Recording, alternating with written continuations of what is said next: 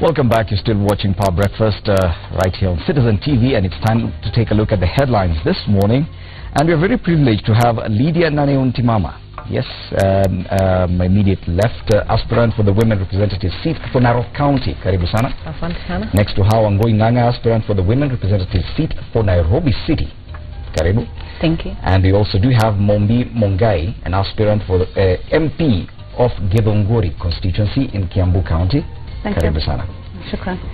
Now, of course, today we have women aspirants, and the question I asked them once they came in is because all of them are seeking to go to the National Assembly. None of you wants to go to the Senate, and that's the story. If I could have that copy of the Star. It's the same headline on the Star newspaper this morning. Senators abandon seats to go for MP, MCA, governor. It appears the Senate is no longer as attractive or lucrative, if I could use that word, because if you read here, unlike the National Assembly where nearly all members are fighting to retain their seats in the August election, senators are fleeing to seek control of billions. So it's about money. Is that why you're running for the National Assembly? No, it's not about money as such. It's about power. You see, when you're in power, you're able to do something. The Senate seat looks like they're not powerful. Like they have no, nothing that they... Oversight in the counties and no oversight is understood as oversight, but they don't really, the governors sort of decide what to do, and they continue doing what they have to do. When they're, before, for example, the Senate panels, questioned for all the misappropriation, for example, or things that go on. It looks like the senators don't have the power to do much. I believe they have, in terms of their responsibilities or their roles, are similar slightly to MPs, but except when it comes to oversight, as senators you are a port of communication between the MCAs and the governors, but you do not have access or control of the funds. I don't know whether that's such a big issue for them, because still as an oversight manager you can bring in bills, you can influence motions that will propel or change the face of the county. We are aware that senators have already asked for their own kitty similar to CDF, and so far they don't have it. Is that the reason why it's not as lucrative? Personally, I feel it's just about the conviction of where you want to lead the people. And if you feel like you are in the Senate, or if you feel like you're in a member of county assembly or member of parliament, you still can exercise your mandate. You still can work properly. Maybe they're seeing that they're not more felt on the ground if they don't have a kid. So it's about the power. No, for me personally, I feel as a leader you also have something, especially with the culture that we have in Kenya. You have to have a kitty that will bring you back, mashinani, that you will show about development. Because we don't look... That's a misunderstanding of the role of the Senate. It is for the MCA, because their mandate is actually more on oversight, to actually look at the devolved government, what is it that they're doing with the funds that they have. But I can also say, looking at the other angle, most of the people, senators, are not felt on the ground just because they're not coming to build schools, just because they're not coming to build roads. So but we cannot really blame them. They also want to feel like leaders, but that's why most of them want to leave the Senate position to vie for a position that has a kitty. And with the kitty you have power, apparently. However, you see there are some jobs like the East African Legislative Assembly. No, that one, for example. It's there. We hear it's there, but there's nothing happening on the ground, so you never really feel them. So the feeling them is all about the kitty. The women, I want to disagree with that. I want to disagree with that. I want to disagree with that because currently what's happening in our county, where a number of citizens took the county government to court and had the bills since 2013 nullified, and all that lay on the table of the senator to be able to oversight, to make sure that due process was done as the bills were going through the process. So in that sense, I don't think the kitty is the most important thing. He still, whoever is the senator, she or he, would still wield a lot of influence, but our case is an example of work not being done.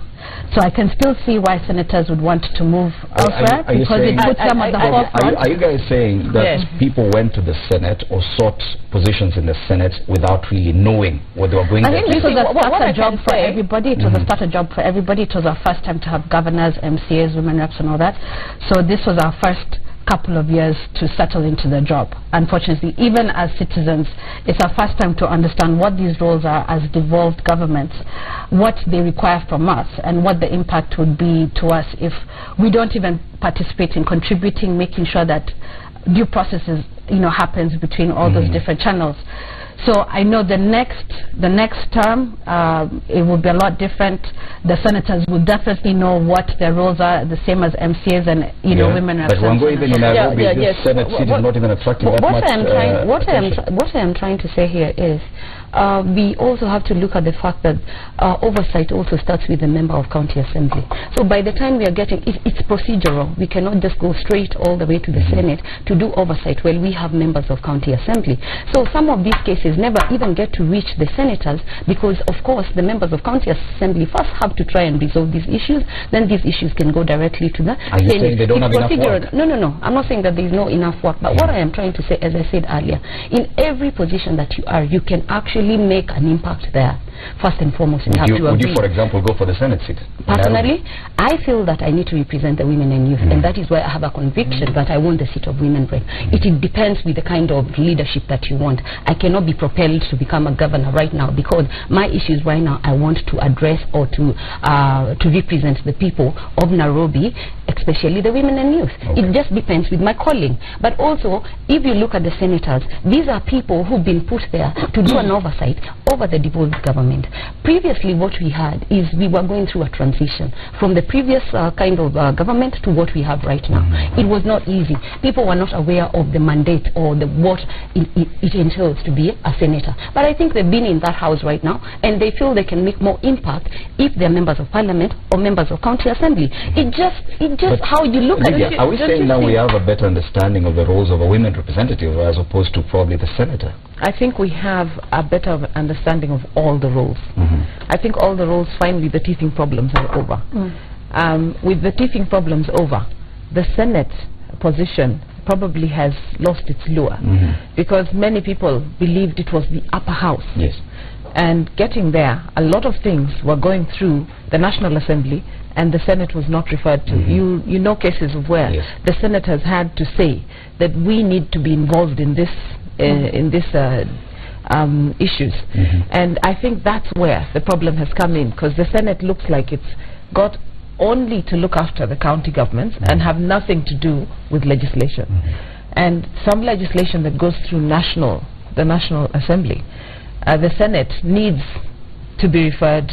They need to understand, because it has to do with the second and my understanding of the system is that any bill has to pass through both houses. Has to pass through both houses. But the National Assembly was taking everything away from the Senate, and I think that's where the rubbing off came in. I was talking about where you have these guys who investigate but cannot prosecute, and I think the Senate feel that that's what it's about.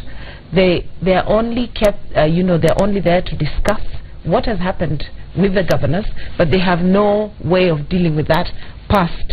So they're toothless. Yes, they're toothless. That's almost what like they feel. EACC. So EACC, it's EACC I've been looking for. EACC just investigates but cannot prosecute. And therefore, at Narok County, for example, the corruption levels, the level of issues that go on in that county have been brought to the Senate. But then now what?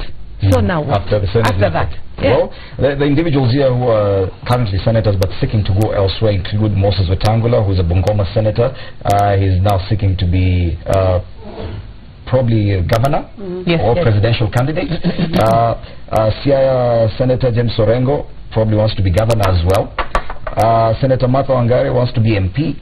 Wilfred Machage, Migori, I think is seeking something different. Chris Obure, Anyang' Nyong'o in Kisumu. Senator Hassan Omar now wants to be governor of Mombasa. Naisula Lesuda, the nominated senator, now wants to be MP. Yes. Yeah. Now let's do away with that headline for now, and let's, for the sake of time, let's take a look at the top story of the day. And this is a doctor's hit. This is how the headline reads on the Standard. Doctors hit. Government takes decisive action against medics who have withheld services for 93 days of a dispute. Now let me just list the way it's been listed here by the Standard. Government has withdrawn 50% pay rise offer. Doctors have been ordered back to work and warned of tough action. Postgraduate students and interns have been ordered back as well. Individual doctors have been asked to negotiate with their employers individually. Security has been provided for those who are already at work or those who resume duty. The ministry has decided to withdraw the union role in doctors' registration, and that's a huge one. Saying that PMDU now is no longer in existence. Now the union has reacted, saying they are waiting formal communication. On the front page of the Daily Nation, it's end of the road in doctors' pay talks. Now, before we even start discussing this, let's take a look, because this story also headlined on Citizen TV last night. The talks were exuding confidence that the strike would come to an end sooner than later. We welcome His Excellency with a round of applause. But in Naivasha, where President Kenyatta was opening the 4th Devolution Conference, he appeared to have lost confidence in the possibility of an amicable end to the stalemate. But if this round that they are now engaged with our religious leaders fails, we will be in a bit of a problem with them, and it's very clear. And we will sort them out. Moments later, in a joint press conference with the President, the Council of Governors delivered a task statement announcing the government was withdrawing from the talks and a 50% pay increment as well as risk allowance backdated to July 2016 as agreed earlier. The deal would have raised the wage bill for doctors to 14.5 billion shillings. This offer was on condition that the union signs the return to work formula and resume their duty. Since they have refused to do so, then this additional offer is now withdrawn and stands withdrawn. The government ordering each doctor to negotiate individually with their respective county governments. The leaders offering an olive branch to doctors who resume duty with the promise of having the new deal implemented with effect from January 1st, 2017. A dangling carrot that could spark divisions within the medical fraternity and break the strike. The president accusing them of pushing their luck too far. An intern today is being offered more money than a medical practitioner working at Nairobi Hospital, Aga Khan Hospital, Mata Hospital. Kwani hii watu wanaona sisi ni wajinga namna gani? It cannot be.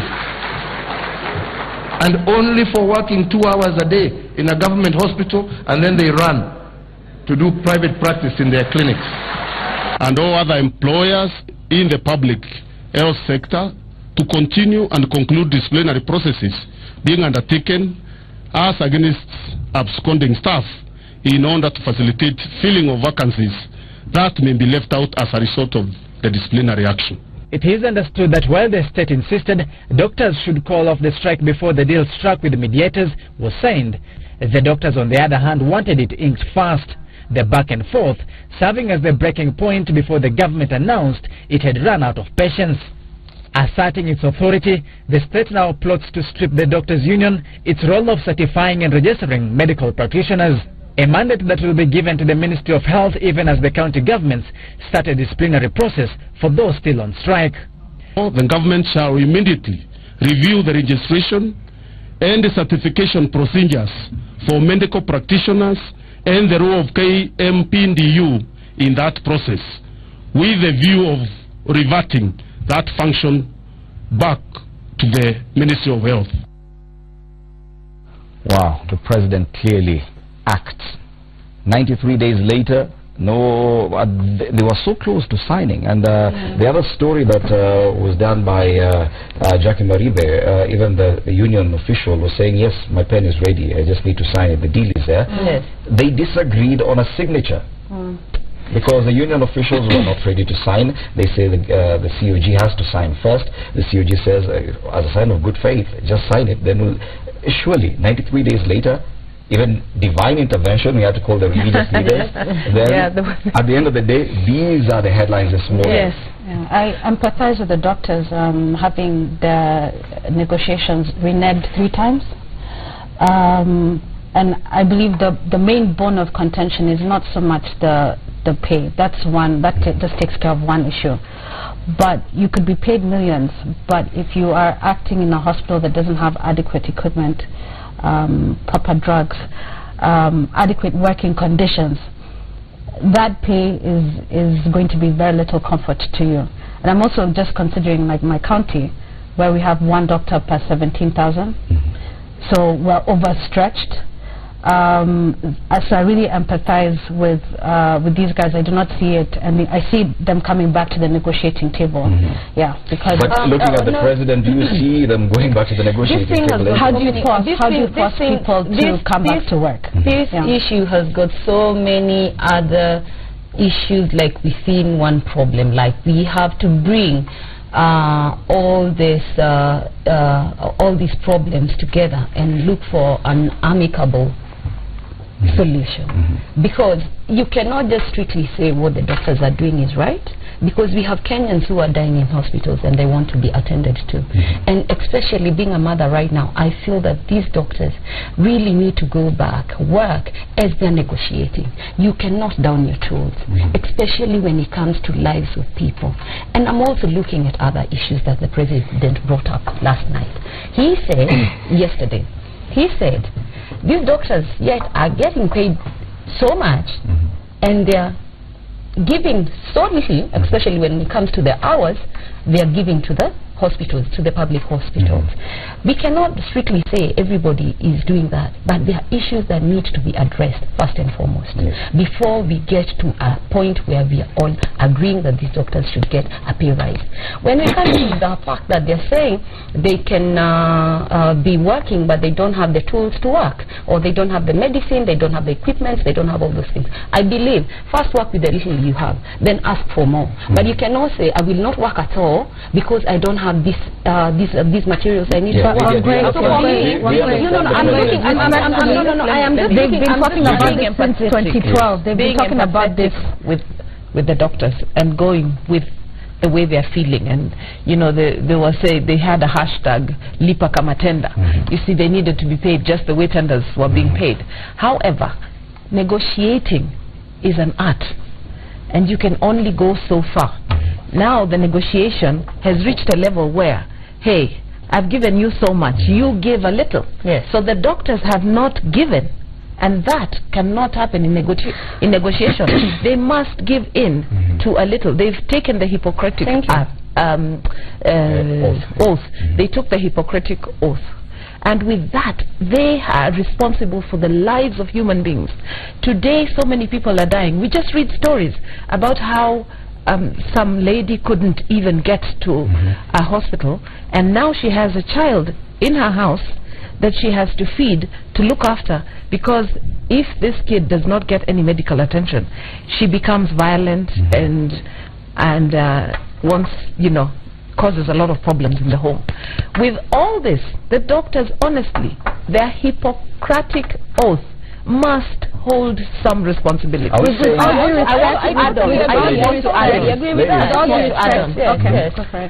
want to add on that the issue of KPMDU, honestly, I was talking to some engineers yesterday and some lawyers, and they wondered, why would the doctors be under the union? These are not people who should be under the union. Engineers are not under the unions. Lawyers are not under unions. Why are doctors under unions? And sometimes the unions are more interested in their own, what they're benefiting. They're not actually looking at what's happening to the Mwananchi. They have freedom of association, so these doctors are actually holding us hostage. No, just a minute. Let's agree. Let's agree. Yes. No, I'm the moderator here. Yes. Let's agree. And I ask you this question. Are we therefore saying we agree that it is time that the president needed to get that? It is long overdue. Yes. Thank you. I'm not for me personally, from my understanding and from where I'm sitting, first and foremost, there is no way you can down your tools in the regards of people's lives. You cannot do that because it is under your jurisdiction, it is under your mandate to actually serve Kenyans if you're a doctor. First and foremost, what you should do, you have your leaders, you have your officials. They can be negotiating as you're working, because if you decide not to work, of course the president will be angry. People are losing their lives. The nation is becoming a sick nation because people are not being attended to. So for me, I am not with the doctors, because I'm thinking, yes, the president is saying, the other day we hiked your salaries, and right now you're asking for things that even the economy is not ready to part with. How about pole pole, we look at all these issues. If it's issues of medicine, if it's issues of machineries that are needed in the hospital, these are things that are gradual. It cannot happen overnight. So you cannot say, I am going to down my tools and go back to work. No, down my tools and not work while people are losing their lives. Mombi, you disagree with the anger by the president? Yes, I'm looking at doctors who on average work minimum 36 hours plus before getting a wink of rest. I'm also looking at the fact that, like I said, their deal had been reneged 3 times. If someone promises you better working conditions and then breaks that, and then you come back to work, and then promises you better working conditions and good equipment, and then reneges, and then promises that again, would you in your right mind, you know, come back and say, okay, fine, let me work, let me believe your promise? It's been long enough that the president was justified in getting angry? I think that, like Wangwe said, but probably did not delve into deep enough, there's a long-term problem there. There's one of infrastructural issues. There's one of management. This strike has been coming, and we've seen doctor strikes in maybe the last 15 years. What it's showing by this reaching where it is right now is that things were not sorted out and haven't been sorted out. What we've been doing is we've been sweeping things under the carpet and just glossing over them. So I empathize with them. Unfortunately, I don't agree with my colleagues here. So I'm thinking the negotiation has gone on too long. So the president was justified in getting angry. The doctors were justified, and now the president is justified in getting angry. Well, time now for a short break. Power Breakfast will return in a short while, and we'll be looking at this issue about divorce and how property should be shared in the case of divorce. That after the break.